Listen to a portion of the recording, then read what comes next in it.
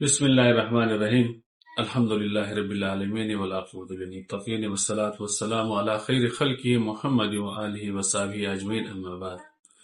میں حکیم محمد حنیف خان اور آپ دیکھ رہے ہیں ہمارے یوٹیوب چینل حکیم محمد حنیف خان۔ ہمارا موضوع ہے مقالہ الصوم کا فصل دوم یا فصل دوم، جو اسباب ستہ ضروریہ کے بارے میں ہے، جس میں سے ہم ضرورت اول اور دوم کو ذکر کرنے کے بعد آج ہم اس کی قسم ثالث کو ذکر کریں گے۔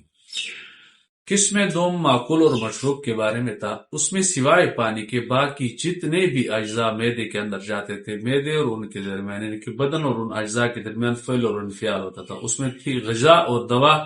آج ہم اس دوا اور غذا کے اقسام بیان کریں گے کہ ادویات کے آگے جا کر 4 قسموں میں تقسیم ہوتی ہے، ادویات آگے جا کر 4 حصوں میں منقسم ہوتی ہے۔ قسم اول، پہلے درجے کی جو دوا ہے وہ اندرون استعمال کے بعد درجے کی دوا اندرون استعمال کے بعد بدن میں اپنی کیفیت سے ایسا اثر پیدا کرے جو محسوس نہ ہو، یعنی کہ جو بدن کے اوپر ظاہر نہ ہوتا ہو۔ اس میں یعنی کہ وہ بدن کے اندر اتنی گرمی اور سردی پیدا کرے کہ اپنے اس گرمی اور سردی کا احساس بدن میں نمایاں طور پر ظاہر نہ کر سکے، یا وہ بدن کے اوپر نمایاں طور پر ظاہر نہ ہو سکے۔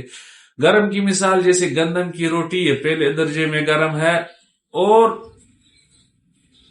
انار، ساگ، پالک، گلاب، کاسنی یہ پہلے درجے میں ساتھ ہے۔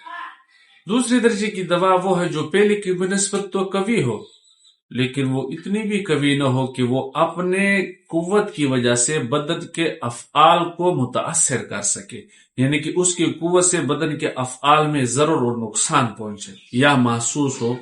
اس کی مثال جیسے کہ شہد دوسرے درجے میں گرم ہے اور سندل دوسرے درجے میں سرد ہے۔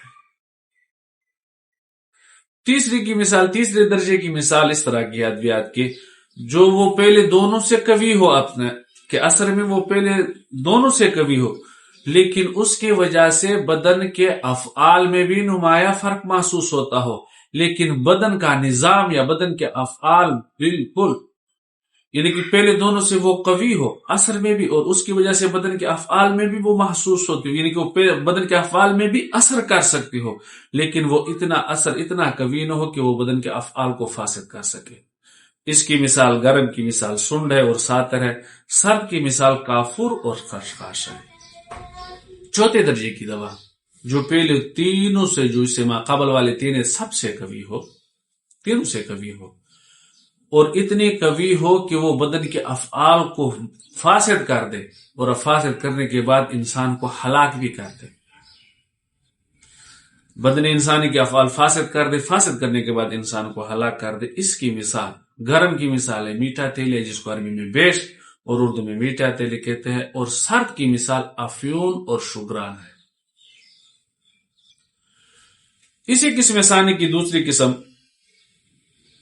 غذا ہے۔ غذا آگے جا کے 2 قسموں میں تقسیم ہوتی ہے، ایک کو کہتے ہیں لطیف اور دوسرے کو کہتے ہیں کثیف۔ لطیف مطلب نرم غذا جو جلد ہضم ہوتی ہو، جیسے کہ آب انار، آج کی جدید اصطلاح میں اسے انار کا جوس کہتے ہیں، جوس انار۔ اور کثیف کی مثال وہ ہے کہ وہ بھاری، یعنی کہ بھاری، کثیف مطلب بھاری، جو جلد ہضم نہ ہو سکتے، اس کی مثال جیسے گائے بھینس کا گوشت۔ پھر یہ لطیف اور کثیف آگے جا کر 2 قسموں میں منقسم ہوتے ہیں، ایک کو کہتے ہیں کثیر الغذا اور دوسرے کو کہتے ہیں قلیل الغذا۔ کثیر الغذا کی مثال ایسے کہ بھئی اس کا اکثر حصہ، اس غذا کا اکثر حصہ خون بنے،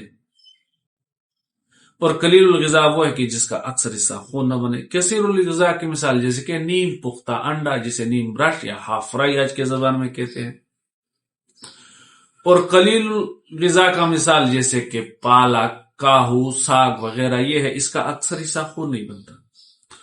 پھر یہ دونوں کثیر الغذا اور قلیل الغذا آگے جا کے 2 قسموں میں منقسم ہوتے ہیں، ایک کو کہتے ہیں، ہر ایک کی 2 قسمیں ہو جاتی، ایک کو کہتے ہیں حسن الکیموس، دوسرے کو کہتے ہیں رد الکیموس۔